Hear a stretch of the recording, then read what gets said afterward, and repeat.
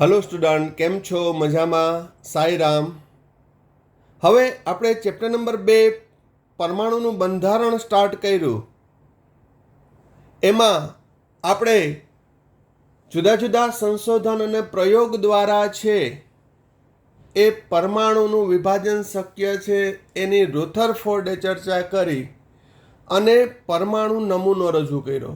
એનો પરમાણુ નમૂનો શું હતો કે ભાઈ ધનવીજભારિત પ્રોટોન કેન્દ્રમાં છે અને કેન્દ્રની ફરતે વર્તુળાકાર માર્ગમાં ઇલેક્ટ્રોન પરિભ્રમણ કરે છે. એ માર્ગને એનું નામ આપ્યું કક્ષા. તો પરમાણુનું આ રીતે છે એ બંધારણ દર્શાવ્યું કે પરમાણુ નમૂનો કેવો છે જે સ્વીકાર્ય હતો. તો એ રુથરફોર્ડે દર્શાવેલા પરમાણુ નમૂના પરથી આપણે હવે પરમાણુ વિશે કેટલીક પાયાની બાબતો જોઈએ. તો ચાલો શરૂ કરીએ. પરમાણુની પાયાની બાબતો. આ પાયાની બાબતો ક્યારે? તો કે વિભાજન થયા પછી. તો પદાર્થના નાનામાં નાનો ભાગ છે એને પરમાણુ કહે છે, એટમ. ડાલ્ટનના સમયે એટમ એટલે કે વિભાજન ના થઈ શકે એટોમિયો પરથી, પરંતુ આધુનિક સંશોધનથી પરમાણુનું વિભાજન શક્ય બન્યું અને તેના બે ભાગ પડે છે. એક પરમાણુનું કેન્દ્ર જેને નાભી કહેવાય અથવા તો ન્યુક્લિયસ, અને કેન્દ્ર સિવાયનો બહારનો ભાગ જેને કક્ષા અથવા ઓર્બિટ કીધી. હવે પરમાણુમાં મૂળભૂત 3 કણો આવેલા છે. એને અપરમાણુય કણ કહેવાય, સબ એટોમિક પાર્ટિકલ. ક્યાં છે? Proton, neutron, electron. પ્રોટોન ધન વીજભારિત છે અને એ કેન્દ્રમાં રહેલો છે. ન્યુટ્રોન વીજભાર વિહીન અથવા વીજભાર રહિત છે, જે પણ કેન્દ્રમાં રહેલો છે.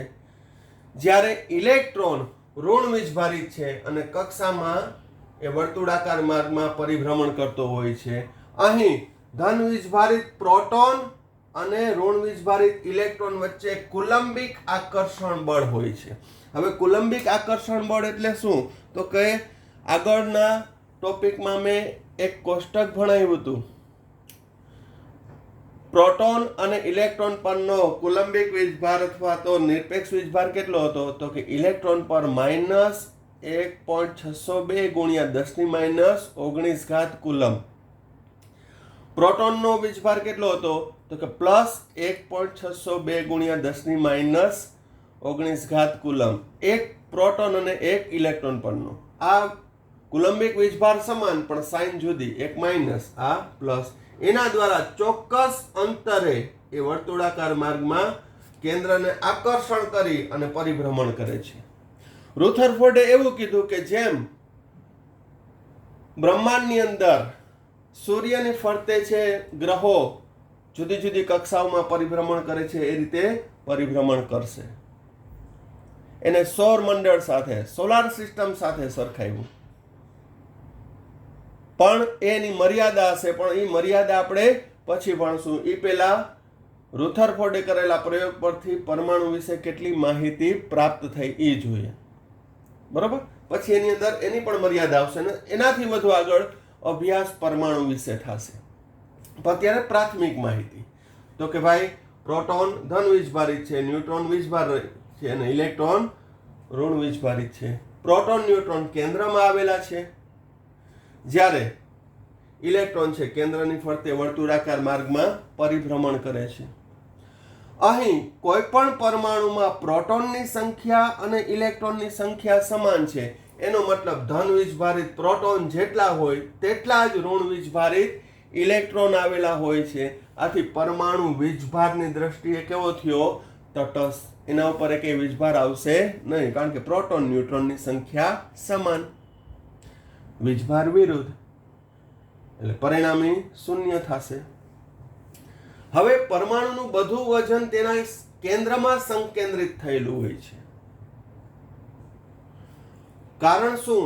તો કે તમે કોષ્ટકમાં પણ જોજો ઇલેક્ટ્રોન કરતા પ્રોટોન અને ન્યુટ્રોન છે એ અનુક્રમે 1836 અને 1838 ગણો ભારે છે. ઇલેક્ટ્રોનનું જે દળ છે એના કરતા પ્રોટોન ન્યુટ્રોનનું દળ કેટલું છે? 1836 અને 1838 ગણું. એટલે જો તમે ઇલેક્ટ્રોનનું દળ જાણતા હોય ને તો એને 1836 વડે ગુણી નાખો એટલે પ્રોટોનનું દળ આવશે. 1838 વડે ગુણી નાખો એટલે ન્યુટ્રોનનું દળ આવશે. ટ્રાય કરજો આજે. તો અહીં પ્રોટોન અને ન્યુટ્રોનનું દળ ઇલેક્ટ્રોન કરતાં ખૂબ જ વધુ છે અને આ બંને કણો છે એ કેન્દ્રમાં આવેલા છે.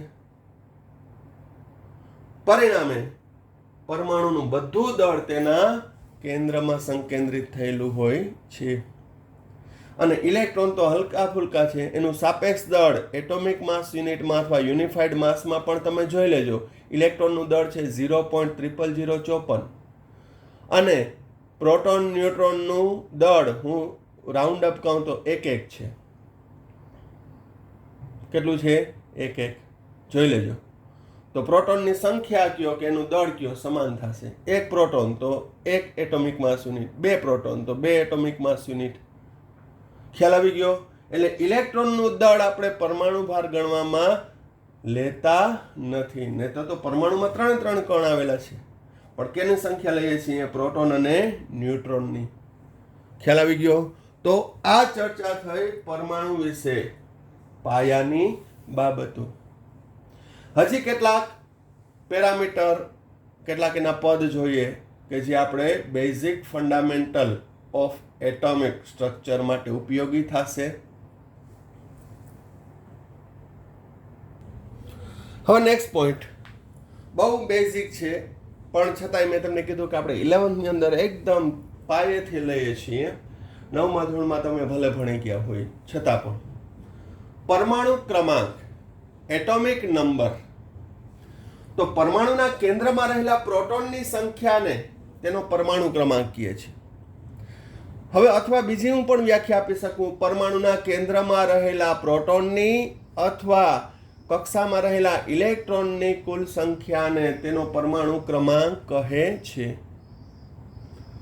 પણ છતાંય મેં આ વ્યાખ્યા આપી કારણ કે પરમાણુના કેન્દ્રમાં રહેલા પ્રોટોનની સંખ્યા એ ક્યારેય બદલાતી નથી. ઇલેક્ટ્રોનની સંખ્યા બદલાવે કારણ કે પરમાણુ ઇલેક્ટ્રોન ગુમાવે ખરા, મેળવે ખરા. તો પ્રોટોનની સંખ્યા ક્યારેય બદલાશે નહીં, સિવાય કે કેન્દ્રીય પ્રક્રિયા થાય તો. કેન્દ્રીય વિખંડન થાય તો પ્રોટોનની સંખ્યા બદલી જશે, વિભાજન થઈ જશે. પણ એ તો ન્યુક્લિયર રિએક્શનમાં આવે, કેન્દ્રીય પ્રક્રિયામાં આવે, રેડિયો એક્ટિવિટીની પ્રક્રિયામાં આવે. પણ સામાન્ય પ્રક્રિયામાં પ્રોટોનની સંખ્યા ક્યારેય બદલાશે નહીં. એટલે પરમાણુના કેન્દ્રમાં રહેલા પ્રોટોનની સંખ્યાને તેનો પરમાણુ ક્રમાંક કહે છે, જેને Z સંજ્ઞા વડે દર્શાવો તો Z બરાબર પ્રોટોનની સંખ્યા. હવે પરમાણુ ભારાંક, દળ ક્રમાંક કે પરમાણુ દળાંક, એટોમિક માસ. એટોમિક માસ, આ એટોમિક નંબર, એટોમિક માસ. તો પરમાણુના કેન્દ્રમાં રહેલા પ્રોટોન અને ન્યુટ્રોનની કુલ સંખ્યાને, કારણ કે મેં તમને હમણાં જ કીધું હતું, એની સંખ્યા કયો કે એનું દળ કયો સમાન થશે. જોઈ લ્યો ફરી પાછું. સાપેક્ષ દળ કેટલું છે? પ્રોટોનનું 1 યુનિફાઈડ માસ, ન્યુટ્રોનનું પણ 1.00723 કે સમથિંગ છે, પણ રાઉન્ડ અપ એપ્રોક્સિમેટલી કેટલું થશે? 1. એટલે હું એમ કહું કે 1 પ્રોટોન હોય તો એનું દળ 1 યુનિફાઈડ માસ થાય. 2 પ્રોટોન હોય તો 2 યુનિફાઈડ માસ. તો સંખ્યા બરાબર દળ થયું. એટલે પ્રોટોન ન્યુટ્રોનની કુલ સંખ્યાને શું કહેવામાં આવે છે? તેનો પરમાણુ ભારાંક કે પરમાણુ દળાંક. જે ડાલ્ટનના સમયમાં કઈ રીતે શોધતા હતા? સ્પેક્ટ્રોગ્રાફ દ્વારા, માસ સ્પેક્ટ્રોમીટર નામના સાધન દ્વારા એ વજન કરતા હતા, જેમાં C14 ને સંદર્ભ તરીકે લીધો હતો, એટોમિક માસ યુનિટ. C12 ને સોરી, બરોબર. તો ત્યારબાદ હવે પ્રોટોન ન્યુટ્રોનની કુલ સંખ્યાને શું કહેવાય? પરમાણુ ભારાંક અથવા દળ ક્રમાંક. પ્રોટોન અને ન્યુટ્રોન ને સંયુક્ત રીતે એ બેને ન્યુક્લિયોન્સ કહે છે. શું કહે છે? ન્યુક્લિયોન્સ. ન્યુક્લિયોન્સ એટલે કે કેન્દ્રના કણો. ન્યુક્લિયોન્સ, ન્યુક્લિયસ પાર્ટિકલ્સ, કેન્દ્રના કણો. ન્યુક્લિયોન્સ પાર્ટિકલ, કણ. ન્યુક્લિયસ એટલે કે કેન્દ્રના. કારણ કે પ્રોટોન ન્યુટ્રોન છે એ પરમાણુના કેન્દ્રમાં રહેલા હોવાથી એને શું કહેવામાં આવે છે? સંયુક્ત રીતે ન્યુક્લિયોન્સ. તો હું બીજી રીતે વ્યાખ્યા આપું તો ન્યુક્લિયોન્સની સંખ્યાને પણ શું કહી શકાય? પરમાણુ ભારાંક, પરમાણુ દળાંક. આપણે હમણાં એક્ઝામ્પલ લેશું એટલે જોશું. તો પરમાણુ ભારાંકનું બીજું શું કહી શકાય? ન્યુક્લિયોન્સ. હવે આપણે એને કઈ રીતે દર્શાવવામાં આવે છે? તો દર્શાવવાની એક સ્પેસિફિક રીત છે કે ધારો કે કોઈ પણ એક તત્વ છે તો નીચે ડાબી બાજુ એનો પરમાણુ ક્રમાંક દર્શાવાય છે, જ્યારે ડાબી બાજુ ઉપર પરમાણુ દળાંક એ દર્શાવાય છે. હવે પરમાણુ ક્રમાંક અને પરમાણુ ભારાંકમાં કોમન વસ્તુ હોય તો પ્રોટોન છે. તો ન્યુટ્રોનની સંખ્યા શોધવી હોય તો ન્યુટ્રોનની સંખ્યા શોધવા માટેનું સૂત્ર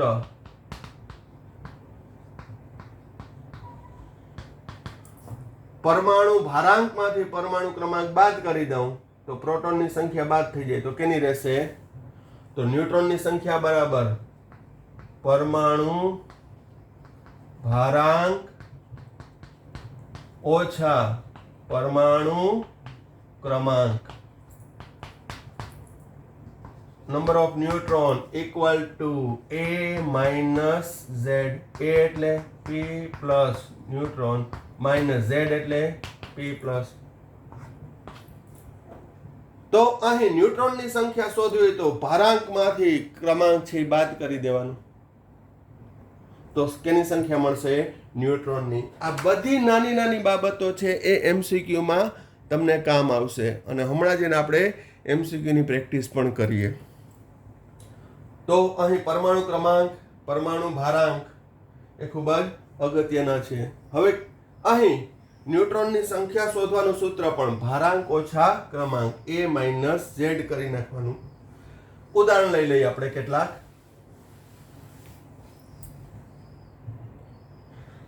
ઉદાહરણની અંદર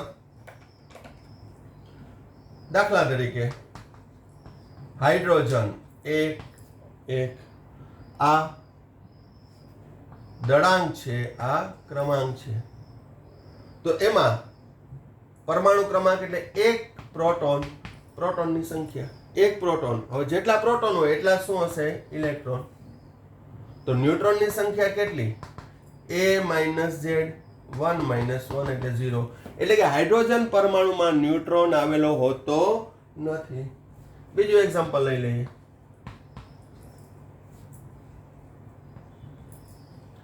કાર્બન પરમાણુ ક્રમાંક 6, પરમાણુ ભારાંક અથવા ન્યુક્લિયોન્સની સંખ્યા 12.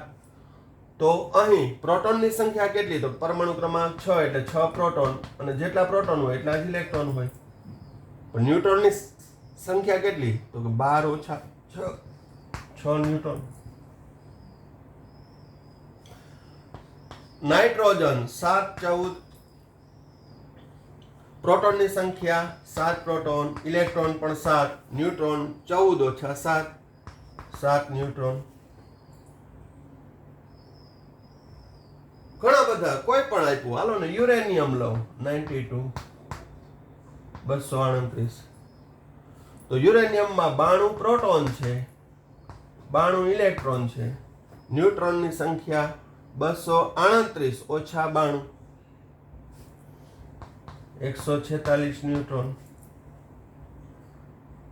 ખ્યાલ આવી ગયો? તો આ થઈ કોઈ પણ તટસ્થ પરમાણુમાં પ્રોટોન, ન્યુટ્રોન અને ઇલેક્ટ્રોન સંખ્યા કઈ રીતે શોધવી. તો કે પરમાણુ ક્રમાંક છે એ પ્રોટોનની સંખ્યા થશે અને ઇલેક્ટ્રોનની સંખ્યા થશે, જ્યારે ન્યુટ્રોનની સંખ્યા પરમાણુ ભારાંક ઓછા પરમાણુ ક્રમાંક કરવાથી મળશે. અહીંયા એક્ઝામ્પલ મેં આપ્યા છે, બીજા હું તમને PDF ફાઇલમાં પણ ઘણા બધા આપીશ, પ્રેક્ટિસ કરજો.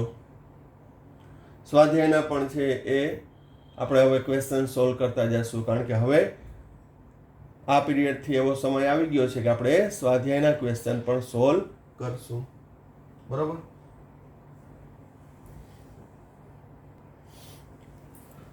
હવે એક સ્પીસીસ એટલે ઘટક પ્રણાલી. એક સ્પીસીસમાં 12 પ્રોટોન છે, 10 ઇલેક્ટ્રોન છે અને 12 ન્યુટ્રોન હોય તો યોગ્ય સંજ્ઞા દર્શાવો. તો અહીં 12 પ્રોટોન એટલે કે પરમાણુ ક્રમાંક 12 છે, પરમાણુ ભારાંક 12 પ્રોટોન અને 12 ન્યુટ્રોન એટલે કે 24 છે. તો અહીં 1 થી 20 તત્વોના નામ બધાને આવડતા હોય છે અને આવડવા જોઈએ છે, કારણ કે 10માં આવી ગયા છે. તો Z પરમાણુ ક્રમાંક 12, તો 12 પરમાણુ ક્રમાંક ધરાવતું તત્વ મેગ્નેશિયમ છે, 12 અને 24. પણ અહીં ઇલેક્ટ્રોનની સંખ્યા જો કેટલી છે, 10 જ આપી છે. એનો મતલબ કે અહીં 2 ઇલેક્ટ્રોન ઓછા છે. જો અહીંયા 12 ઇલેક્ટ્રોન હોત તો આ તટસ્થ પરમાણુ મેગ્નેશિયમ થાત, પરંતુ 2 ઇલેક્ટ્રોન ઓછા છે, એનો મતલબ 2 ઇલેક્ટ્રોન ગુમાવ્યા. તો 2 ઇલેક્ટ્રોન ગુમાવ્યા તો પ્રોટોનનો વીજભાર +12, ઇલેક્ટ્રોનનો વીજભાર -10, તો +2 વીજભાર. સાપેક્ષ વીજભાર વધ્યો એટલે મેગ્નેશિયમ ઉપર કેટલો વીજભાર આવે, +2. તેની સંજ્ઞા શું, Mg+2, 12, 24. આ રીતે દર્શાવવાનું. ખ્યાલ આવી ગયો? કારણ કે ઇલેક્ટ્રોનની સંખ્યા 2 ઓછી છે એટલે સાપેક્ષ ધન વીજભાર +2 વધ્યો. એવી રીતે બીજું ઉદાહરણ લઈએ કે એક સ્પીસીસમાં 16 પ્રોટોન છે, 16 ન્યુટ્રોન છે અને 18 ઇલેક્ટ્રોન છે. તો 16 પ્રોટોન એટલે પરમાણુ ક્રમાંક 16, પરમાણુ ભારાંક, પ્રોટોન ન્યુટ્રોનની સંખ્યા એટલે 32. હવે 16 પરમાણુ ક્રમાંક ધરાવતું તત્વ હોય તો એ સલ્ફર છે, સલ્ફર 16 અને 32. પરંતુ અહીં ઇલેક્ટ્રોનની સંખ્યા છે એ 18 છે, એનો મતલબ કે પ્રોટોન જેટલી નથી. કેટલા વધારે છે પ્રોટોન કરતા, 2 ઇલેક્ટ્રોન વધારે છે. તો ઇલેક્ટ્રોનનો વીજભાર -1 હોય તો 2 ઇલેક્ટ્રોનનો વીજભાર -2.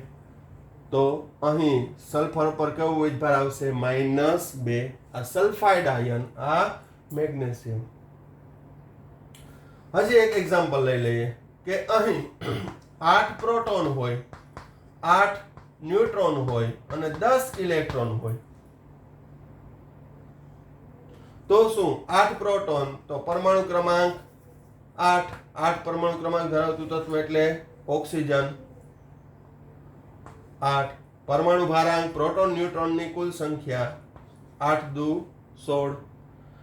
10 ઇલેક્ટ્રોન છે તો પ્રોટોન કરતા ઇલેક્ટ્રોનની સંખ્યા કેટલી છે વધુ, તો કે 2. તો વીજભાર કેવો આવે, -2. હજી એક એક્ઝામ્પલ લઈ લઈએ. 11 પ્રોટોન છે, 12 ન્યુટ્રોન છે અને 10 જ ઇલેક્ટ્રોન છે. તો 11 પ્રોટોન ધરાવતું તત્વ સોડિયમ, 11 પરમાણુ ક્રમાંક, ભારાંક 11 ને 12 23. ખ્યાલ આવે છે કે સ્પીડ લાગે? તો ભારાંક 23. 10 ઇલેક્ટ્રોન છે, પ્રોટોન 11 છે, તો એનો મતલબ ઇલેક્ટ્રોન કરતા પ્રોટોનની સંખ્યા વધુ છે. કેટલી વધુ છે, 1. તો એના ઉપર વીજભાર કેવો આવે, +1. અહીંયા ઇલેક્ટ્રોન કરતા પ્રોટોન 2 વધુ હતા એટલે +2 વીજભાર આવે. તો આ MCQ ની અંદર છે એ પૂછાઈ શકે. ખ્યાલ આવી ગયો? તો પ્રોટોન, ન્યુટ્રોન, ઇલેક્ટ્રોનની સંખ્યા ઉપરથી છે એ સ્પીસીસ ગણવાની છે. એના આધારે આપણો વધારે સમય આમાં ના જોઈએ એટલા માટે હોમવર્કમાં સ્વાધ્યાયનો 2.3 અને 2.4 જાતે કરજો, કારણ કે એમાંથી કેટલાક એક્ઝામ્પલ તો મેં કરાવી દીધા છે. 2.4 ના બીજામાં ખાલી કહી દઉં, Z બરાબર 92 છે એટલે પરમાણુ ક્રમાંક 92, ભારાંક 233. તો કદાચ આ તમને હજી ના ખ્યાલ આવે પણ એ પણ મેં એક્ઝામ્પલ રનિંગ વિડીયોમાં લઈ જ લીધું છે. બરોબર. તો Z 92 હોય તો એ યુરેનિયમ થશે. જય સ્વામિનારાયણ. 92 233 બરોબર. 92 233 પરમાણુ ક્રમાંક. એમાં પ્રોટોનની સંખ્યા 92, ઇલેક્ટ્રોનની સંખ્યા 92, ન્યુટ્રોનની સંખ્યા 141. તો આ પ્રેક્ટિસ માટે કરજો. હું તો બધા કરાવી નાખું બરોબર.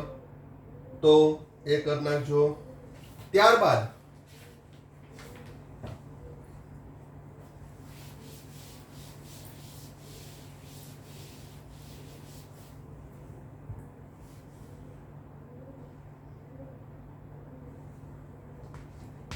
સ્વાધ્યાયનો 2.27 એમાં ઇલેક્ટ્રોનની સંખ્યા ગણવાની છે. આટલી સ્પીસીસમાં H2+1, H2 અને O2+1 માં. તો હવે હાઇડ્રોજન છે એનો પરમાણુ ક્રમાંક કેટલો? 1. તો અહીં પ્રોટોનની સંખ્યા 1 અને ઇલેક્ટ્રોનની સંખ્યા 1 હોય તો H2 માં કેટલા ઇલેક્ટ્રોન હોય? 2. હાઇડ્રોજન પરમાણુમાં 1 ઇલેક્ટ્રોન, H2 અણુ હોય તો એમાં 2 ઇલેક્ટ્રોન, પણ H2+1 છે એટલે 1 ઇલેક્ટ્રોન ગુમાવ્યો હોય તો અહીંયા ઇલેક્ટ્રોનની સંખ્યા કેટલી? 1 ઇલેક્ટ્રોન.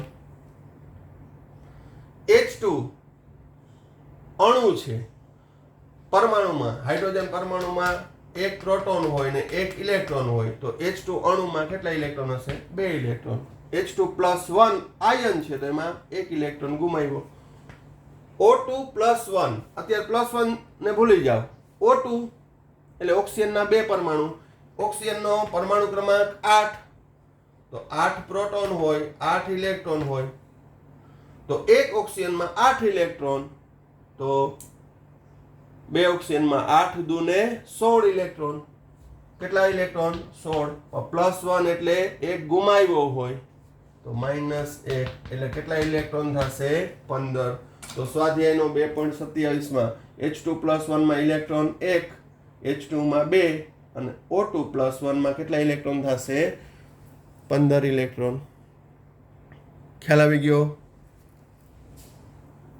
હજી આપણે જોઈએ કે N2+1 પછી જે આ હું એક્સ્ટ્રા આપું એ આમાંથી બોર્ડમાંથી લખી નાખવાનું. N2+1, O2+2, O2-2 માં ઇલેક્ટ્રોનની સંખ્યા ગણો. પરમાણુ તો હવે આયનમાં આવી ગયા, અણુમાં આવી ગયા. તો નાઇટ્રોજનનો પરમાણુ ક્રમાંક કેટલો? 7. તો નાઇટ્રોજન અણુ હોય તો એમાં 7 પ્રોટોન અને 7 ઇલેક્ટ્રોન, પણ N2 એટલે 7 દુને 14 ઇલેક્ટ્રોન હોય. N2 અણુ હોય તો +1 એટલે 1 ગુમાવ્યો. કેટલા ઇલેક્ટ્રોન? 13. O2 માં ઓક્સિજનનો પરમાણુ ક્રમાંક 8 એટલે 8 ઇલેક્ટ્રોન હોય, 8 દુને 16, 16 ઇલેક્ટ્રોન હોય અણુમાં, +2 એટલે 2 ગુમાવ્યા છે, 14 ઇલેક્ટ્રોન. અહીં 8 દુને 16 પણ -2 એટલે 2 મેળવા છે તો અહીંયા પ્લસ કરવાના, ગુમાવે હોય તો માઇનસ કરવાના, મેળવા હોય તો પ્લસ કરવાના. 18 ઇલેક્ટ્રોન. આ બધો બેઝિક ફંડામેન્ટલ ક્યાંક ને ક્યાંક તમને કામ આવશે, કારણ કે પ્રોટોન, ન્યુટ્રોન, ઇલેક્ટ્રોનની સંખ્યાના આધારે આ ચેપ્ટરમાં ઘણા નાના નાના એવા MCQ પૂછાય છે અને સારા લેવલના MCQ માટે પણ છે એ તમને આનો બેઝ હોવો જરૂરી છે. નેક્સ્ટ પદ સમસ્થાનિકો, આઇસોટોપ. જે તત્વના પરમાણુ ક્રમાંક સમાન હોય પરંતુ પરમાણુ ભારાંક જુદા જુદા હોય, એટલે કે પ્રોટોનની સંખ્યા સમાન પરંતુ ન્યુટ્રોનની સંખ્યા જુદી જુદી હોય, તો તેવા પરમાણુને એકબીજાના શું કહેવામાં આવે છે? સમસ્થાનિકો. તો સમસ્થાનિકો દાખલા તરીકે બેસ્ટમાં બેસ્ટ એક્ઝામ્પલ હાઇડ્રોજન છે એના 3 સમસ્થાનિકો છે. Hydrogen, deuterium, tritium. પરમાણુ ક્રમાંક 1 1 1, ભારાંક 1 2 3. અહીં ન્યુટ્રોનની સંખ્યા ગણો તો 1 - 1 એટલે 0, 2 ઓછા 1 એટલે 1, 3 ઓછા 1 એટલે 2. તો અહીં ન્યુટ્રોનની સંખ્યા 0, 1, 2, કારણ કે ટ્રિટિયમમાં પરમાણુ ભારાંક 3 છે, ડ્યુટેરિયમમાં 2 છે, પ્રોટિયમ અથવા હાઇડ્રોજનમાં 1 છે. એનું પ્રમાણ પણ નોલેજ માટે, એનું પ્રમાણ 99.985%, આનું પ્રમાણ 0.0156%, અને આનું પ્રમાણ 10⁻15%, કારણ કે આ રેડિયો સક્રિય છે ટ્રિટિયમ. હવે અત્યારે તમને ઇન્સ્ટન્ટમાં એક ક્વેશ્ચન આપું છું. ટ્રિટિયમમાં અપરમાણુય કણોની કુલ સંખ્યા કેટલી છે? ટ્રિટિયમમાં અપરમાણુય કણોની કુલ સંખ્યા કેટલી છે? તમારે મને કોમેન્ટ બોક્સની અંદર જવાબ આપવાનો છે. જવાબ આપશો તો વધારે ગમશે, તો ખ્યાલ આવે કે તમને ઇન્ટરેસ્ટથી તમે બધા વિડીયો ભણો છો. સાથે સાથે જે સબસ્ક્રાઇબ ના કર્યું હોય એ સબસ્ક્રાઇબ પણ કરજો, લાઈક કરજો, શેર કરજો, કે જેથી તમારા બીજા વિદ્યાર્થી મિત્રોને પણ લાભ મળે. કારણ કે આ તો જ્ઞાન છે, સર્વ કરવાનું છે, પીરસવાનું છે. તો બીજા વિદ્યાર્થી મિત્રો જેને સબસ્ક્રાઇબ ના કર્યું હોય પણ વિડીયો જોતા હોય તો એ કરી લેજો, જેથી ડે ટુ ડેના અપડેટ વિડીયો તમને સરળતાથી મેળવી શકો. અને ખાસ કોમેન્ટ બોક્સની અંદર જવાબ આપવાનો પ્રયત્ન કરવાનો, ભલે ખોટું પડે, આપણે શીખવાનું જ છે. કોઈ શીખી નથી આવ્યું, બધાએ શીખવા જ આવ્યા છીએ, બરોબર? તો એમાં મૂંઝાવાનું નહીં, શરમાવાનું નહીં. ભૂલ થાય, મારી પણ ભૂલ થાય તો હું સોરી કહી કે ભાઈ આ સુધારી નાખજો. થઈ શકે, માણસ છીએ એટલે ગભરાવાનું નહીં, પ્રયત્ન કરવાનો, તો શીખશું. ઓકે, બરોબર? એક ડાયલોગ યાદ રાખવાનો કે કાલ સુધી નહોતું આવડતું, આજે ઘણું આવડવા માંડ્યું, અને કાલે એનાથી પણ વધુ આવડશે. ઓકે, તો પ્રયત્ન કરજો. ટ્રિટિયમમાં અપરમાણુય કણોની કુલ સંખ્યા કોમેન્ટ બોક્સમાં જવાબ આપજો. તો આ સમસ્થાનિકો થયા, હાઇડ્રોજન અથવા એને પ્રોટિયમ કહેવાય, આ ડ્યુટેરિયમ અને આ ટ્રિટિયમ. પ્રોટિયમમાં ન્યુટ્રોન હોતો નથી, ડ્યુટેરિયમમાં 1 ન્યુટ્રોન હોય અને ટ્રિટિયમમાં 2 ન્યુટ્રોન હોય. એવી રીતે કાર્બનના કુલ 3 સમસ્થાનિકો છે, C612, 613, 614. આ પણ રેડિયો સક્રિય છે. તો સમસ્થાનિકો એટલે પરમાણુ ક્રમાંક સમાન, પરમાણુ દાળાંક જુદા જુદા. એટલે કે પ્રોટોનની સંખ્યા 3 માં સમાન છે, અહીંયા એક પ્રોટોન છે, અહીંયા 6 પ્રોટોન છે, પણ ન્યુટ્રોનની સંખ્યા 6, 7 અને 8 કે નહીં, ન્યુટ્રોનની સંખ્યા. તો એને આઇસોટોપ્સ કહેવાય છે, સમસ્થાનિકો. સમસ્થાનિક એટલા માટે કીધું કે આવર્ત કોષ્ટકમાં હાઇડ્રોજન હોય, ડ્યુટેરિયમ હોય કે ટ્રિટિયમ હોય, એનું સ્થાન 1 છે. કાર્બનનો 12 હોય, 13 હોય કે 14 હોય, એ પરમાણુ ક્રમાંક 6 છે, એટલે કે 6થા સ્થાનમાં જ આવશે આવર્ત કોષ્ટકમાં. એટલે સમસ્થાનિકો કહેવાય એને. ખ્યાલ આવી ગયો?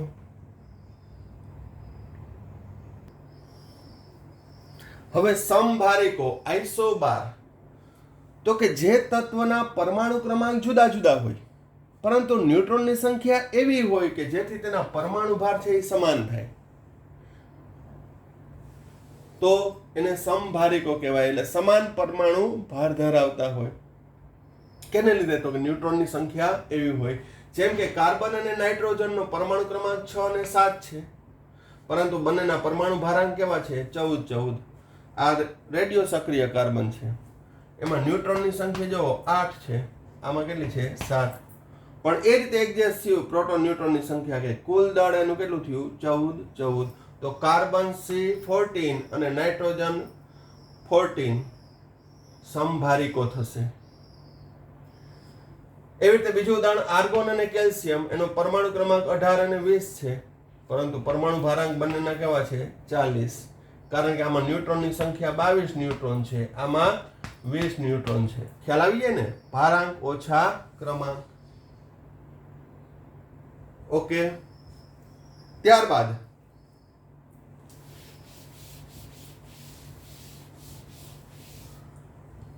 છેલ્લું પદ આઇસોટોન. હવે એનું ગુજરાતી કરું, સમ ન્યુટ્રોન.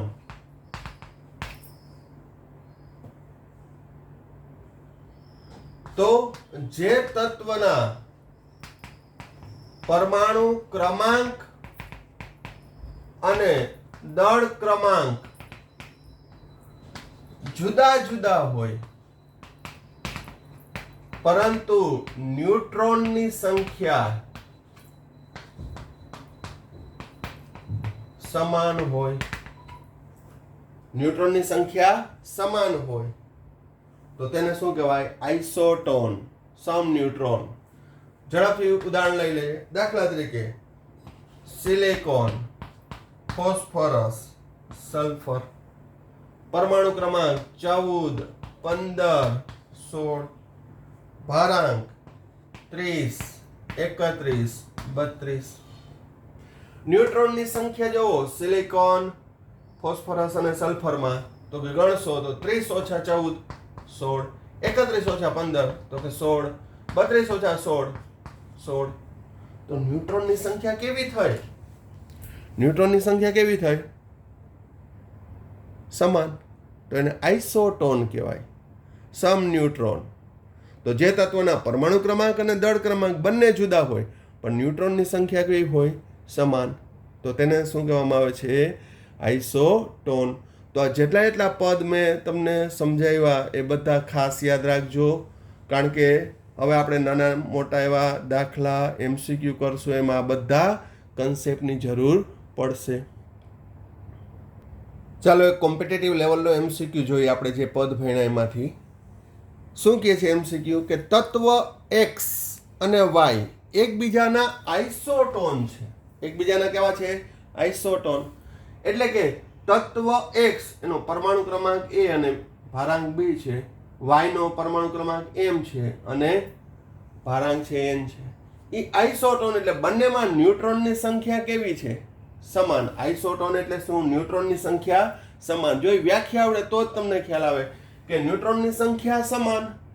તો ન્યુટ્રોનની સંખ્યા સમાન, તો ન્યુટ્રોનની સંખ્યા X માં કેટલી છે? X તત્વમાં, તો કે B - A, ભારાંક ઓછા ક્રમાંક. તો ન્યુટ્રોનની સંખ્યા શોધતા આવડવું જોઈએ. Y માં ન્યુટ્રોનની સંખ્યા કેટલી? તો કે N - M, ભારાંક ઓછા ક્રમાંક. એ બેની સંખ્યા સમાન છે, કારણ કે એ આઇસોટોન છે. તો કયો સંબંધ સાચો? તો આમાંથી મને કયો દેખાય છે? X માં ન્યુટ્રોનની સંખ્યા કઈ રીતે શોધાય? ભારાંક ઓછા ક્રમાંક B - A, આમાં N - M. પાછા એ આઇસોટોન છે એટલે બરાબર છે.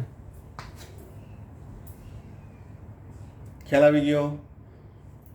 ટૂંકમાં કહીએ તો MCQ ગમે એ રીતે પૂછે, તમારી પાસે બેઝ હોય, ફંડામેન્ટલ હોય, નોલેજ હોય, તો કોઈ પણ MCQ સોલ્વ કરી શકો. આમાં મેં બીજું કાંઈ નથી કર્યું. મેં જે થિયરી ભણાવી એને રિલેટેડ એક MCQ આપ્યો તમને. તો તમારા થિયરી બેઝ છે એ સ્ટ્રોંગ કરવાનો છે. ખ્યાલ આવે છે? ઓકે. હજી એવા 1-2 MCQ જોઈ જાય એટલે તમને મજા આવે. ઓકે. પણ લાઈક, શેર અને સબસ્ક્રાઇબ કરવાનું ભૂલવાનું નથી.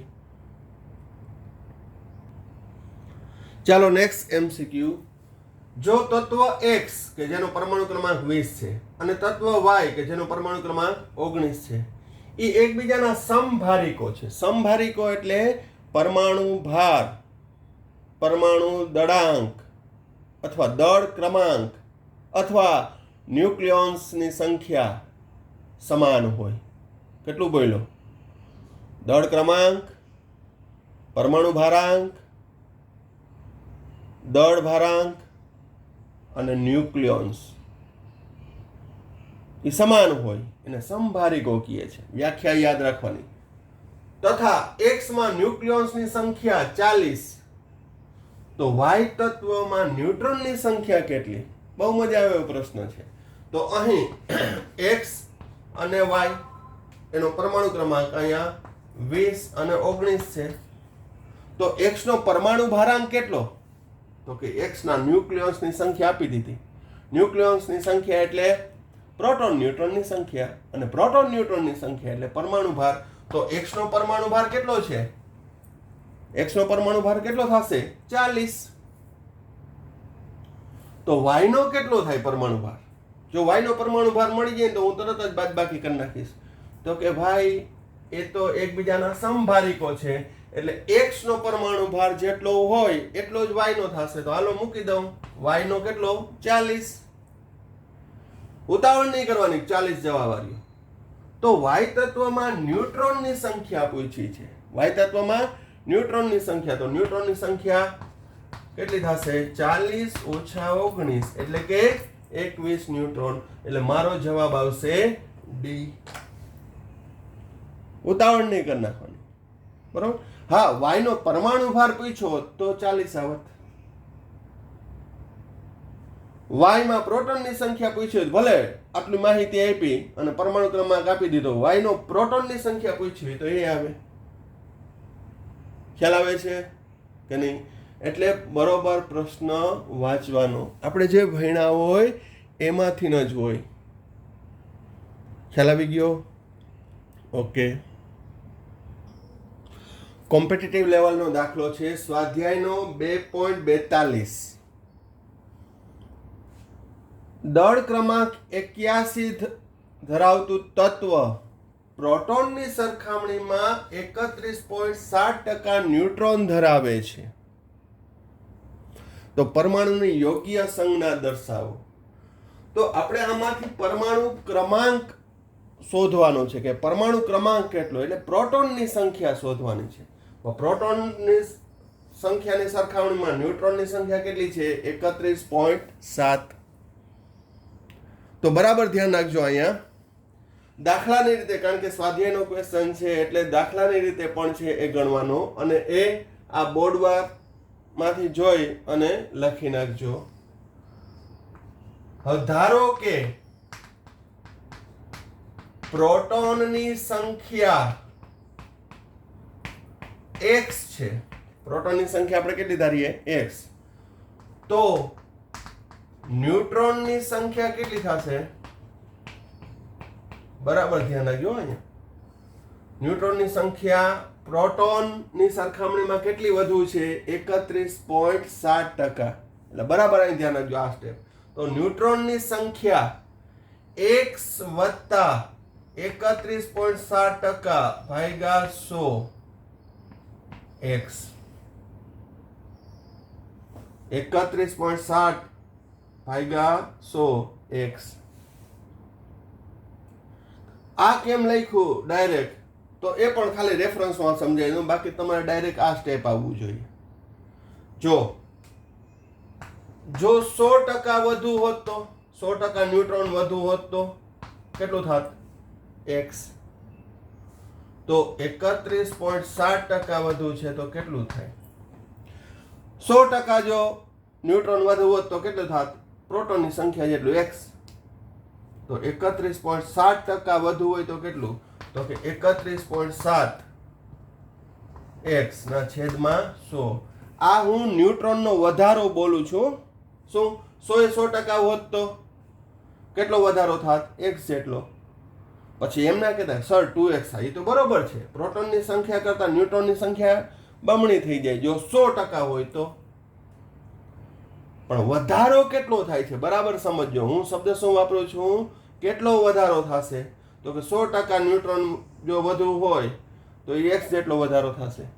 તો 31.7 એ કેટલો વધારો? તો કેટલો વધારો થયો? 31.7 x ભાગ્યા 100. તો અહીં ન્યુટ્રોનની સંખ્યા કેટલી થશે?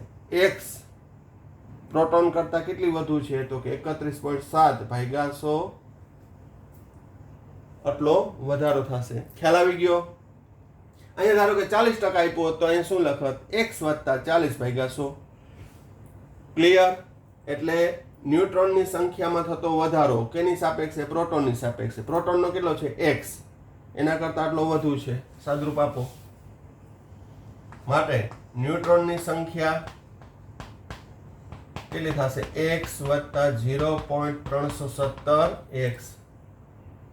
આ x હોય તો આટલો વધારો થયો, તો 1.317x ન્યુટ્રોનની સંખ્યા થઈ, પ્રોટોનની સંખ્યા.